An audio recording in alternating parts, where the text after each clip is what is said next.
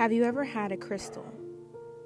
Have you ever wondered what they are, where they come from, and why so many people wear them?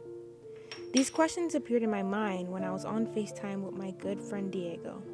He basically said, Pressure makes diamonds and breaks the fake ones. that made me automatically think about a book I read from Eckhart Tolle called The New Earth. I remembered him mentioning the process of how a diamond turns into a diamond. He was mentioning how the process of the enlightenment of a crystal or a diamond takes a lot of pressure. And so, for me, that shines a light on overall enlightenment, which shines a light on the journey of a human life. Pressure makes rocks turn to crystals.